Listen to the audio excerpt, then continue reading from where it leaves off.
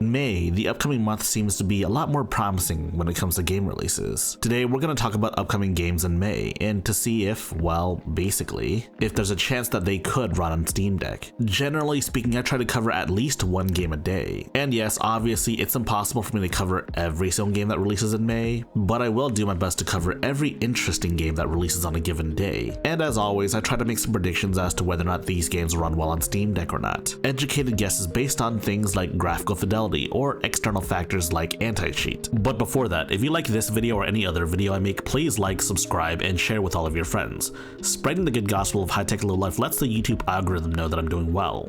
So without further ado, here are games releasing in May in chronological order. If there are multiple notable game releases in a single day, then I'll be sure to note that as well. The first game on this list is a game called Sad Satan, based on an indie horror game that was developed and distributed in the dark web. There's no evidence that suggests that the actual Sad Satan game, actually existed. But like many of the other imitators out there, this claims to be the actual Sad Satan, with the developer being listed as Z Cloper, with the publisher being Obscure Horror Corner, the content creator that supposedly found Sad Satan on the dark web to begin with. That said, there's no way of knowing for certain if this is actually the Obscure Horror Corner. Anyways, will this game run on Steam Deck? I mean, probably. It releases on May the 1st. But if you're looking for more weird games to try out, INDIKA is definitely one to try out. It's a bit of a hard one to describe, but essentially you take the role of a nun traveling with the devil, and the game can get kind of trippy at times. I tried the demo out on Steam Deck, and the demo ran fairly decently. I would say it locked 30 FPS. There aren't too many action-oriented elements, so I think that's okay. Anyways, this game releases on May the 2nd. Chill Pulse isn't really something I would call a game. I would call it more of a gamified focus tool. You have a list of lo-fi tracks and a timer, and probably some other functions I'm not familiar with. It's not really something I'd go to Steam to look for, but I mean, it could be interesting. For those curious about whether or not this tool will run on Steam Deck, I mean, it'll probably run, but programs tend to be marked as Steam Deck unsupported.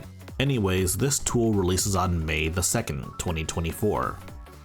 Mareld or Mareld looks like an interesting game. It's kind of like Stacklands, but I guess more anime? I don't know how to describe it. It's a card-driven game, but it's not a real deck builder because there's no real decks. You just kind of arrange cards around. This game should have literally no issue running on Steam Deck. Anyways, the game releases on May the 3rd. The next game on this list is Plushie from the Sky. It's an interesting one. It's an action RPG, but I can't really nail what kind of action RPG it is. Is it a Souls-like? I don't think it's a Souls-like, is it? Looking closer, it might be a Souls-like. Anyways, I think this game could run pretty well on Steam Deck. I have no reason to believe otherwise. Plushie from the Sky releases on May the 6th. In Headed Out, you're a wanted fugitive, and you have to escape the police and your past. It looks like a racing game, but you do a lot of driving on the highway as well. Admittedly, I'm not really sure what type of game this is, but it is somewhat intriguing. Anyways, this game looks like it'll run pretty well on Steam Deck, and no, it's not because it's mostly black and white. That really doesn't matter all that much. I have no reason to believe this game won't run well. Anyways, this game releases on May the 7th. V Rising is already out, but its 1.0 update is coming out pretty soon, and alongside it is the Castlevania expansion. Given that you take the role of a vampire in V Rising, you actually fight against Simon Belmont. As far as I'm aware, the Castlevania update itself is actually free, but you can buy a premium pack which includes an Alucard costume. From what I've read, V Rising runs pretty well on Steam Deck as it is. Anyways, this expansion releases on May the 8th. Crow Country harkens back to the old school PS1 era horror games, but the character models are very reminiscent of Final Fantasy VII's overworld models. As of the making of this video, the demo is still available to try out. But good news is that I've tried the demo out on Steam Deck and it runs excellently. If you're looking for a true PS1 era horror game with the option of tank controls, then look no further than this game, which releases on May the 9th. It seems like PS1 styled horror games are back in vogue.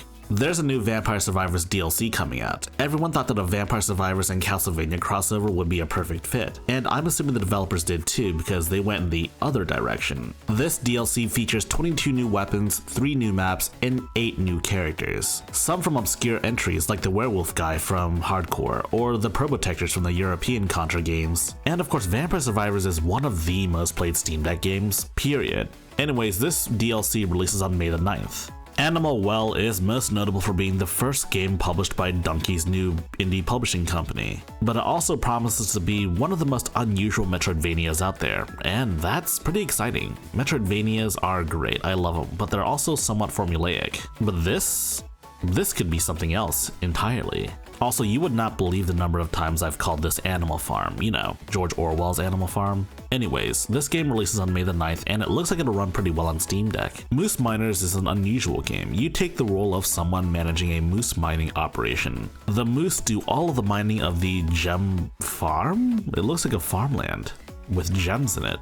I don't know. Anyways, this game will probably run pretty well at the beginning, but you know, these sorts of games end up having you set up your own automation so that you don't have to manually mine stuff yourself. So it'll probably run poorly towards the end. This game releases on May the 10th. Homeworld 3 is a space-oriented RTS. RTSs have become all but extinct, but it seems like they're making a resurgence. It's been over 20 years since the last Homeworld game released. So it's unsurprising that there's a lot of enthusiasm over this game. I will admit I'm not very good at RTSs. The most experience I have is playing a little bit of StarCraft in high school, but I also made the mistake of playing against some Koreans online, so there's that too. As for whether or not this game will run well on Steam Deck, I mean, I'm just gonna go on a whim and say no. RTSs are very CPU intensive, and when it comes to performance, the main Achilles heel of the Steam Deck is CPU performance. So yeah, I'm sure some smaller scale battles will run well, but once you get to bigger scale battles, which I assume this game will have, yeah, say goodbye to the Steam Deck.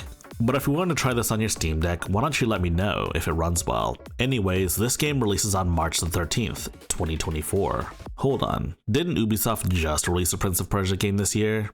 Well, they did, but this one's special. This is made by the same guys behind Dead Cells. And as we all know, Dead Cells is a really good game. Anyways, the Rogue Prince of Persia is a roguelike. Who'd have thunk it, right? But it does look pretty good. I want to play it. The game looks like it could run on Steam Deck, and as of right now, during the early access period, there will be no Ubisoft Connect, but there's no telling if Ubisoft Connect will happen later on. The Rogue Prince of Persia enters early access on May the 14th. Also releasing on May the 14th is Braid Anniversary Edition. It was one of the first indie titles that dared to be artistic. It's a platformer whose main gimmick is time manipulation. And it's not just Braid that was artistic, video reviews of Braid were very artistic as well. Just watch Soulja Boy's review of Braid. It's truly art. The original Braid runs quite well on Steam Deck. I think the anniversary version of Braid will run just fine, 60 FPS even with all of the improved graphical detail and higher resolution art. Touhou Genso Wanderer Foresight has you covered in case you were craving a more traditional roguelike. Okay, first, there are truly so many Touhou games being released. I feel like I have to talk about it at some point, but anyways, moving on, this is a traditional turn-based roguelike, top-down. These sorts of games are incredibly brutal, but who knows if this will apply to this game. Anyways, the game releases on May the 14th as well. And truly, I have no reason to believe this game won't run well on Steam Deck. I actually covered MULLET MADJACK during my FPS coverage. But hey, as it turns out, this game releases in a couple of days as well. MULLET MADJACK just screams 90s anime action, but mixed with modern social media bullcrap. And I played the demo and it's a lot of fun. The game also runs really well on Steam Deck, and as of the making of this video, the demo is still available, so give it a shot. But if you want the full game releases on May the 15th. This right here is one of the biggest tentpole releases of the month. Ghost of Tsushima Director's Cut. It's one of the fabled Sony PC ports, and this right here is a game people have been wanting for quite some time now. I played a bit of Ghost of Tsushima when I borrowed it from a friend, and man, it is gorgeous, even on the PS4 Pro. When it comes to major AAA titles running on the Steam Deck, I always approach this topic with a bit of skepticism, but given Nyx's track record, they've done a pretty good job of porting games over to PC. So I have reason to believe that this game will run pretty well on Steam Deck. Obviously, probably not a lock 60 FPS, but I'm thinking maybe like a 30 or 40 FPS lock.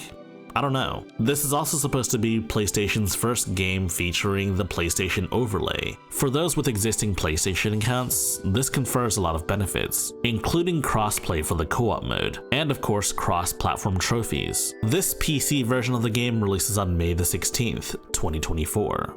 Also releasing on May the 16th is a game called Read Only Memories NEURODIVER. I've actually never played the original Read Only Memories game, but I do quite like cyberpunk visual novels, and hopefully if it's anything like Valhalla, it'll be pretty good. I have no reason to believe that this visual novel wouldn't run properly on Steam Deck, but I mean, you never know, right?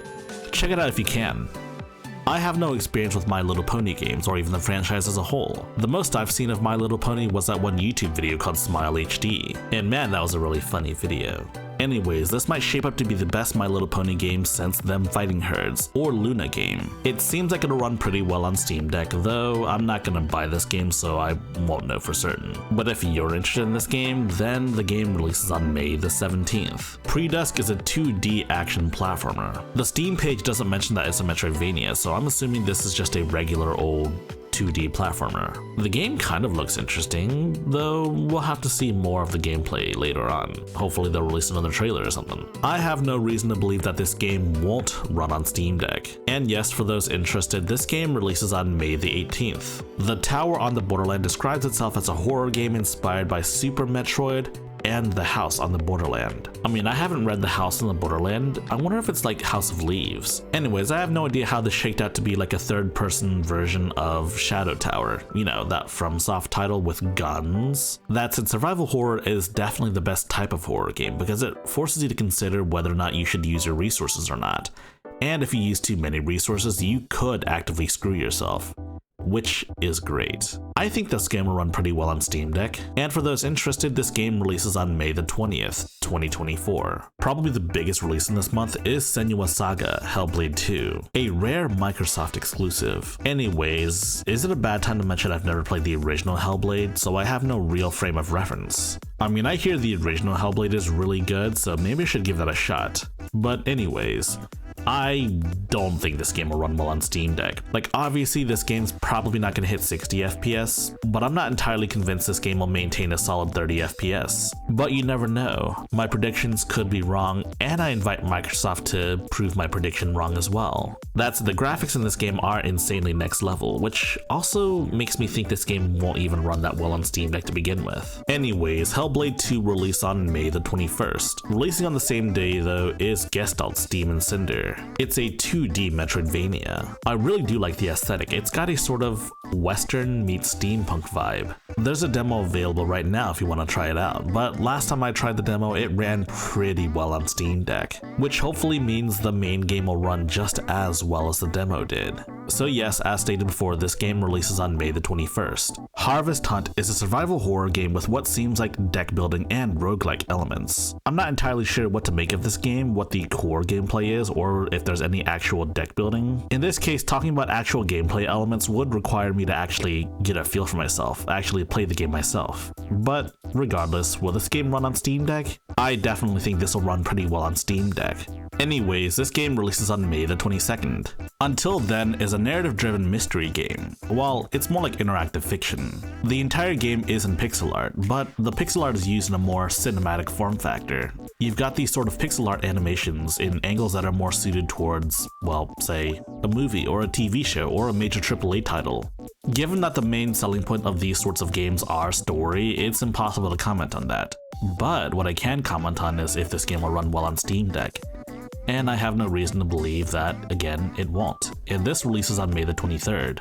Songs of Silence is what they call an auto-battler. A lot of what this game is management. But if you ask me, this looks kind of like an RTS, but it looks like a much smaller scale RTS, so there's a good chance that this could run pretty well on Steam Deck. For those of you that like managing stuff and also like leveling up characters and managing your team on screens and menus and stuff, this game might be for you. Anyways, this game also releases on May the 23rd. MultiVersus is a Smash-like game that was available 2 years ago, but the servers were taken down sometime last year and now it's coming back up this month. I ran MultiVersus on my Steam Deck and it ran pretty well, but this is running on a newer upgraded engine, so there's no guarantee it'll work again. Anyways, MultiVersus re-releases on May the 28th.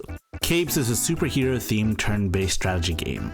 You take control of unique characters with unique special abilities. You take on missions in squads of 4 in small-scale combat. As a turn-based strategy game, it's not as important to hit a 60 FPS, so you could probably run this with higher fidelity at 30 FPS instead. This game releases on May the 29th. Umbraclaw is Credit's newest platformer, and I've actually covered this in a prior Next Fest video. Yes, the game runs excellently on Steam Deck, or at least the demo does. Unfortunately, as of the making of this video, the demo is no longer available.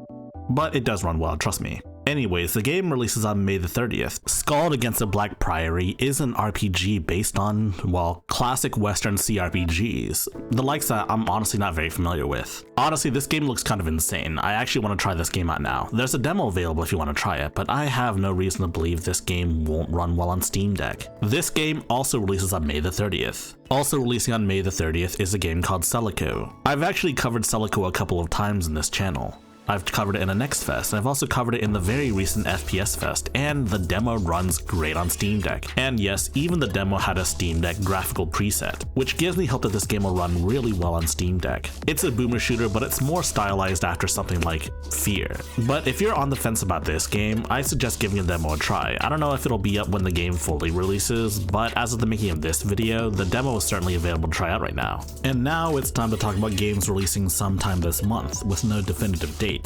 Elegy of Fate's an interesting one. It kind of resembles a mix of a CRPG, something like Dragon Age, with something like, I don't know, Final Fantasy XII. It may not be a very apt or even correct description, but that's just how I feel. It also kind of looks like an MMO. I mean, look at that. Does this not resemble an MMO to you?